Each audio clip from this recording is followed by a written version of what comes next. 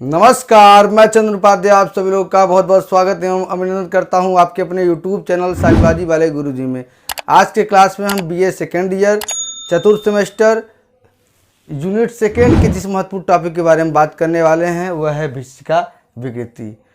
तो आज की क्लास में हम चर्चा करने वाले हैं भिषिका विकृति से संबंधित सभी जानकारियाँ, जैसे भिषिका विकृति क्या होता है, इसके लक्षण क्या होते हैं, इसके कारण क्या होते हैं और इसको कैसे दूर किया जा सकता है। यह चिंता विकृति का एक महत्वपूर्ण प्रकार है। इससे पहले हमने चिंता विकृति के दो महत्वपूर्ण प्रकार, इसमें पहला था सामान्यीकृत चिंता विकृति और दूसरा था दुर्वृत्तीय विकृति, इसके बारे में पहले ही चर्चा कर लिया है। अगर आपने वो वीडियो नहीं देखा है तो आप चैनल पर एक बार विजिट करके उस वीडियो को देख लीजिए। ठीक है, तो आज का क्लास शुरू करते हैं और एकदम आसान भाषा में आपको हम समझाते हैं कि भिषिका विकृति आखिर होती क्या है।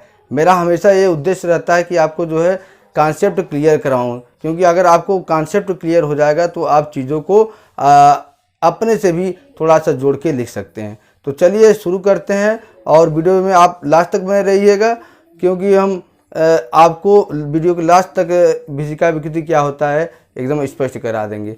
ठीक है, देखिए भिषिका विकृति जिसको हम इंग्लिश में बोलते हैं पैनिक डिसऑर्डर। ठीक है, अब भिषिका विकृति को पैनिक डिसऑर्डर बोलते हैं। तो पैनिक डिसऑर्डर, पैनिक जो शब्द है निकला किससे है, तो देखिए ग्रीक संस्कृति में पैन को जंगलों एवं मैदानों का देवता माना गया है। ठीक है, पैनिक को से क्या है, पैन निकला है। ठीक, पैनिक से पैन नहीं निकला है। पैन जो है वो ग्रीक संस्कृति में पैन को क्या कहा जाता है, जंगलों एवं मैदानों को देवता माना जाता है। इसी पैन से पैनिक शब्द निकला है। ठीक है, ऐसे स्थानों पर जाने वाले लोग यदि अचानक डर जाते थे तो इसका कारण उसे ही माना जाता था। ठीक है, उसी के नाम से आगे चलकर भिषिका विकृति की अवधारणा प्रतिपादित की गई। ये मतलब कहने का यह तात्पर्य है कि ग्रीक संस्कृति में पैन को जंगलों एवं मैदानों का देवता माना जाता था। ठीक है, और ऐसे स्थानों पर जो भी लोग जाते थे, जो भी व्यक्ति जाते थे, अगर वो अचानक किसी कारणवश डर जाते थे तो ये माना जाता था कि जो जंगल के देवता हैं, जो मैदानों के देवता है, उन्हीं के कारण से क्या है वो डर गए। और आगे चलकर इसी के नाम से क्या है भिषिका विकृति की अवधारणा को प्रतिपादित मनोवैज्ञानिकों ने किया। और इस विकृति में क्या होता है, व्यक्ति अचानक अत्यधिक एवं तर्कहीन भय, जिसको आतंक है, से ग्रस्त हो जाता है। एकदम एक लाइन में आप समझिए कि भिषिका विकृति क्या होता है। तो भिषिका विकृति वह विकृति है जिसमें क्या होता है, व्यक्ति अचानक अत्यधिक एवं तर्कहीन भय, जिसका कोई लॉजिक नहीं होगा उस भय का, उससे क्या है ग्रस्त हो जाता है या डर जाता है। इसे हम क्या कहते हैं, भिषिका विकृति। आइए कुछ परिभाषा को देखते हैं जिससे आपको भिषिका विकृति का संप्रत्यय और भी ज़्यादा स्पष्ट हो जाएगा। तो सबसे पहला हमने परिभाषा लिया है यहाँ पे सार्सन एवं सार्सन 2002 का। ये कहते हैं कि भिषिका विकृति ऐसी विकृति है जिसमें चिंता का प्रदर्शन अत्यधिक तीव्र गति से होता है। एक लाइन का समझिए, इनका कहने का अर्थ है कि भिषिका विकृति एक ऐसा मानसिक रोग है जिसमें क्या चिंता का जो प्रदर्शन होता है, जो चिंता व्यक्ति अपने व्यवहारों में प्रदर्शित करता है, वो बहुत तेजी के साथ होता है। इसका कोई स्पष्ट कारण भी हो सकता है या नहीं भी हो सकता है। कभी कभी क्या होता है, जो व्यक्ति में चिंता का प्रदर्शन बहुत तेजी से होता है, उसके पीछे क्या है कोई स्पष्ट कारण होता है। कभी कभी बिना किसी कारण के भी व्यक्ति चिंता का प्रदर्शन बहुत ज़्यादा करने लगता है। ठीक है, और इसके घटित होने का अनुमान नहीं लगाया जा सकता। ये आप अनुमान नहीं लगा सकते हैं कि कब भिषिका विकृति के दौरे व्यक्ति को आएंगे। जो भिषिका विकृति से ग्रस्त पेशेंट है उसको कब भिषिका विकृति के दौरे पड़ सकते हैं, इसके बारे में आप कोई अंदाजा नहीं लगा सकते हैं।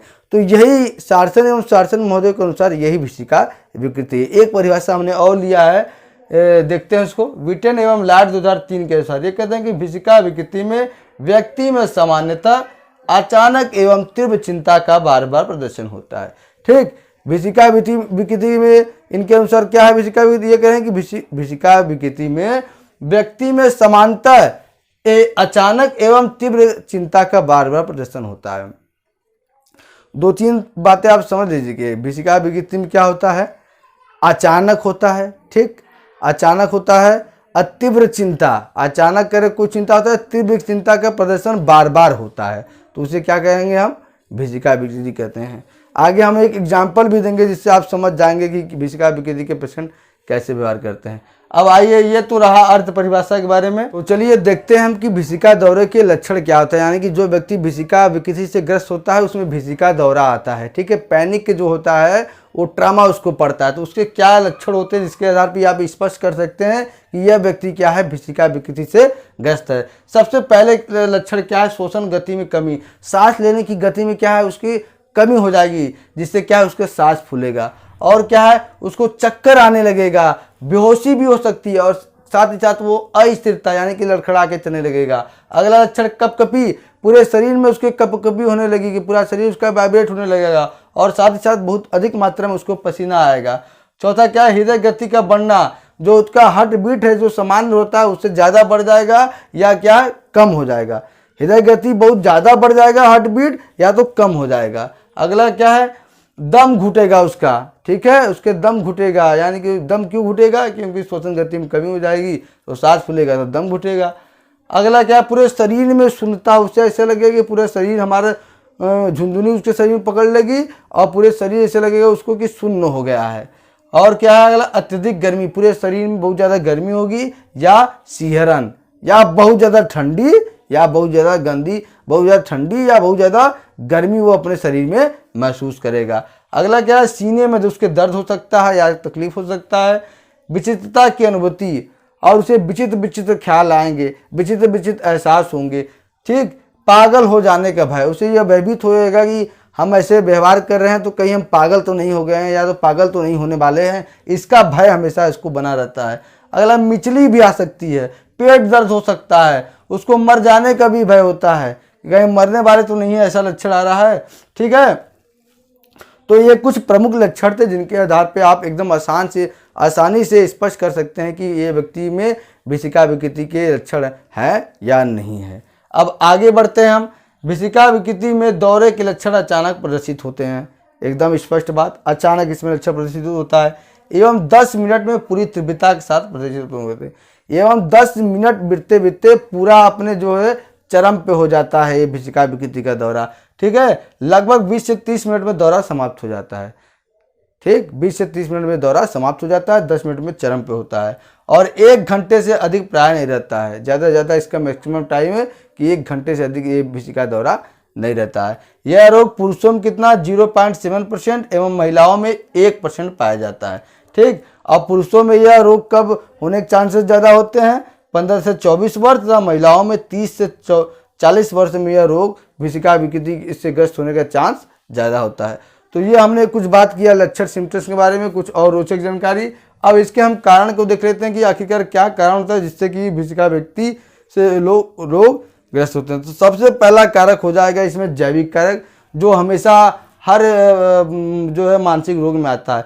जैविक कारक मतलब जन्म से जुड़ा होता है, जन्म से जुड़ा होता है, आनुवंशिकता के माध्यम से बच्चे पीढ़ी दर पीढ़ी माता से जो जीन्स प्राप्त करते हैं उनसे क्या है वो बच्चों में आता है। और तो मान लीजिए माता पिता में कोई जो है इस रोग से ग्रसित है तो कभी जीन्स के माध्यम से ये उसमें आ जाता है, ठीक।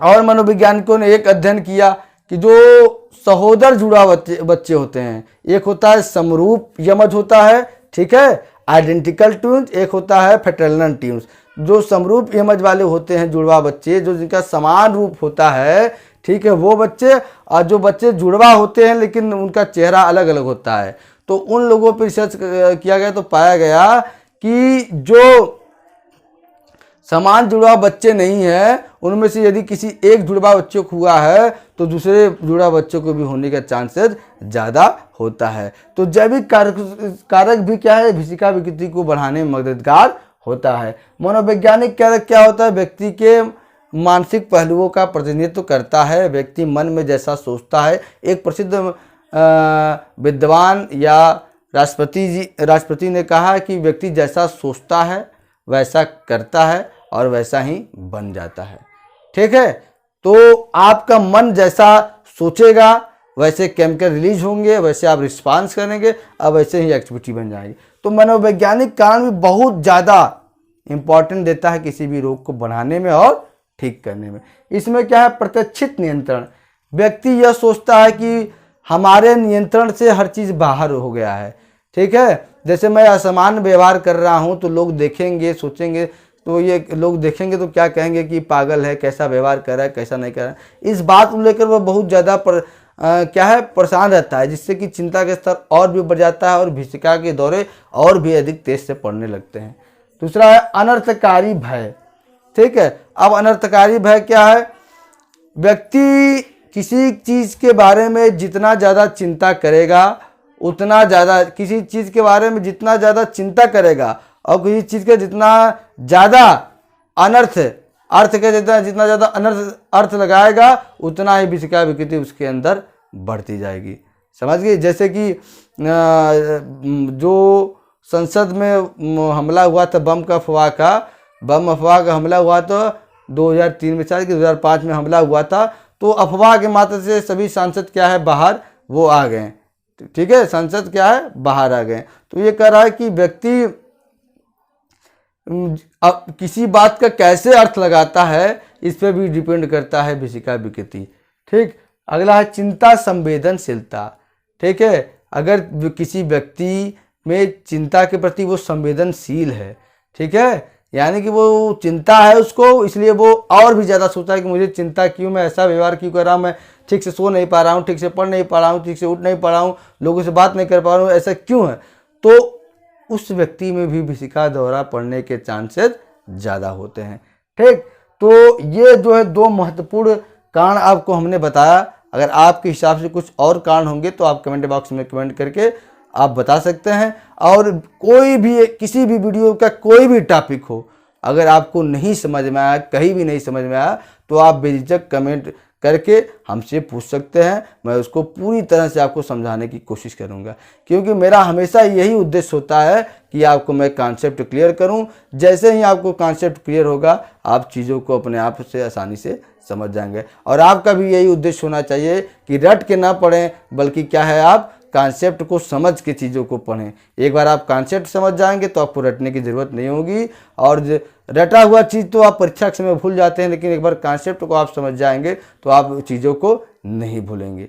तो इस बात का हमेशा आप ध्यान रखिए। ठीक है, एक एग्जाम्पल हमने आप लोगों के लिए लिया है, जिसको मैं समझाता हूँ कि भीषिका विकृति से ग्रस्त व्यक्ति कैसे होता है। देखिए, एक 30 वर्षीय महिला जो थी वो मनोचिकित्सक के पास पहुँचकर बोलती है कि वो अपने बच्चों को देख कर वाल नहीं कर पाएगी, क्योंकि आजकल उससे क्या होता है, सुस्ती होता है, सांस में कठिनाई, सीने में दर्द, हृदय में धड़कन तेज कम, सिर दर्द तथा अनियंत्रणकारी कंपन आदि उसमें काफ़ी बढ़ गई है। यदि मुझे कुछ हो गया तो उनका क्या होगा?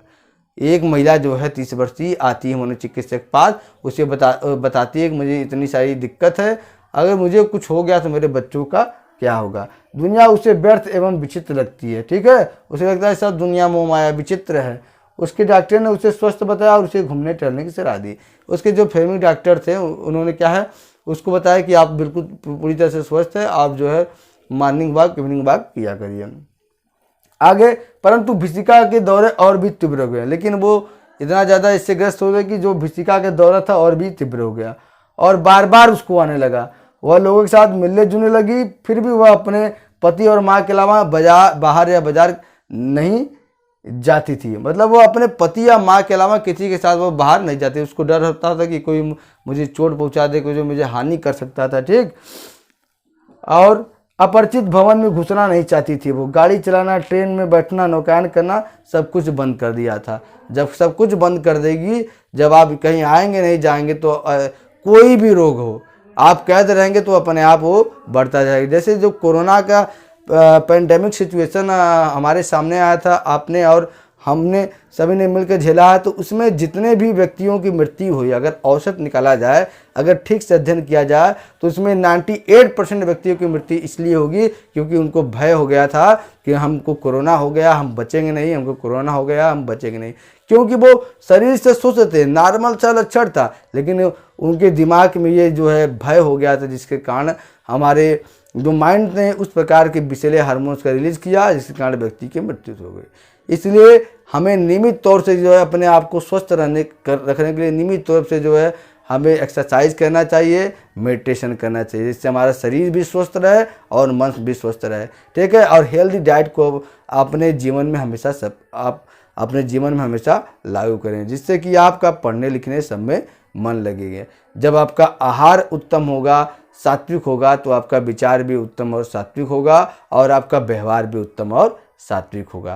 ठीक, तो आज की क्लास में हमने विशिका विकृति के बारे में कंप्लीट में बात किया। ये यूनिट सेकेंड का चिंता विकृति का तीसरा प्रकार था। इसके बाद चौथा प्रकार यूनिट सेकेंड का लास्ट टॉपिक है ओसीटी यानी कि मनोग्रस्तता बाध्यता विकृति। इसके बारे में अगले क्लास में हम चर्चा करेंगे। और आप लोगों से एक निवेदन है कि आप लोग जो है कि इसी तरह से इस चैनल पर साइकोलॉजी से रिलेटेड मैं कंटेंट डालता रहता हूं। अगर आपको जो है चैनल पसंद है, अगर आपका मनोविज्ञान में रुचि है, अगर मनोविज्ञान को आप अच्छे से सीखना चाहते हैं तो हमारे चैनल को से ज़रूर जुड़िए। चैनल को आप सब्सक्राइब कर दीजिए, वीडियो को लाइक करिए और शेयर करिए और एक अच्छा सा जो है प्यारा सा कमेंट करिए। आपका जो सुझाव हो, आपको जो लगता हो, जो कहीं भी मुझसे गलती हो गई हो, त्रुटि हो गई हो, उसके संबंध में आप जो है कमेंट करिए। आपका कमेंट पढ़ के मुझको बहुत अच्छा लगता है और मैं उसका रिप्लाई भी देने का प्रयास करता हूँ। आज की क्लास में इतना ही, मिलते हैं अपने अगले क्लास में। तब तक के लिए आपका बहुत बहुत धन्यवाद।